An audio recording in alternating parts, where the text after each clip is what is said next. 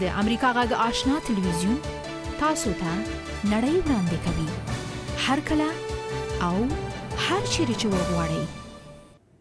تاسو د آشنا تلویزیون سره یاست. هنري فعالیت د انسان د تفکر هنداره ده چې په کورنۍ، ټولنې، هیواد، سیمې او حتی نړۍ باندې پیاوړې اغیزه درلودای شي.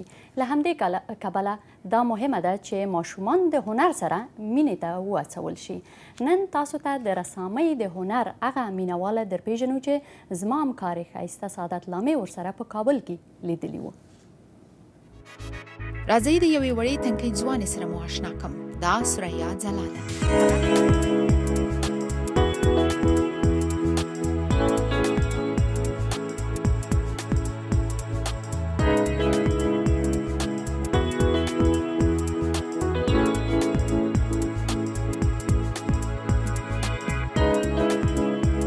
هغه د 12م ټولګي زده کوونکې ده، خو ترڅنګ یې د رسامۍ سره هم د زړه له تله مینه لري.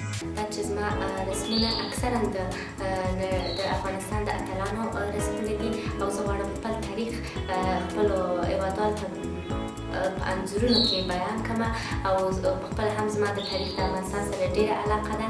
او بل ټکی دا دی چې زما په رسمونو کې د رنګونو استعمال ډېر دی او دا په خپله د رنګونو استعمال د نړۍ ښکلا بیانوي او زموږ هېوادوال هم په دې هیلې دي چې د نورو پرمختللو په هېوادونو په شان پرمختګ وکړي او دا زموږ د هېوادوالو ارمان دی.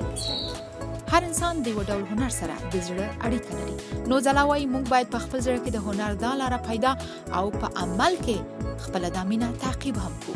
رسامي سره ډېره علاقه مې درلوده د اول صنف نه. زه چې اول صنف کې کله ما ډېرې رسامیانې باسلې دي او د هغه وخت نه ما ډېره علاقه درلوده. هغه وایي هنر د هر هېواد او هرې ټولنې دپاره د ژوند یوه اړتیا ده، په ځانګړې توګه د جنګ ځپلو ملکونو دپاره. په داسې اکثره خلک په داسې نظر دي چې په یو جنګ ځپلي هېواد کې لومړی هنر ته پاملرنه ضروري نه ده. خو زما نظریه دا ده، زه داسې وایم چې په یو جنګ ځپلي هېواد کې څوک کولی شي چې د هرې لارې سولې لپاره زیار وباسي او زه غواړم د خپلو دې رسمونو له لارې د سولې پیغام خپلو هېوادوالو ته بیان کړم. ځلا د پیژندل شوي رسام باب راس سبک خوښوي، ځکه وایي په خپلو رسمونو کې ښکلي رنګونه کاروي. هغه وایي غواړي د ده په شان د رنګونو سره لوبه وکړي او د افغانستان د بیلو ولایتونو طبیعي ښکلا هم نړۍ ته څرګنده کړي. ځلا وایي مینه یې د رسامۍ سره دومره ژوره ده چې پلان لري په راتلونکي کې خپل دا شوق د مسلک او یا رشتې په توګه د هنرونو د پوهنځي له لارې تعقیب کړي چې موږ یې خپلې دغې آرزو ته د رسېدو هیله کوو. خو د تګ نه مخکې یې دا پیام هم در اورو. ښه ورته په ځیر غوږ شئ.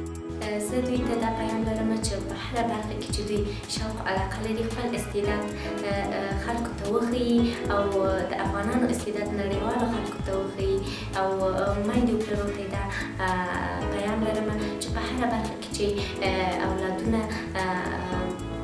شوق لري باید اجازه ورکړي او هغوی تشویق کړي تر څو په آینده کې د هغوی په خپل شوق خپل مسلک ته ادامه ورکړي.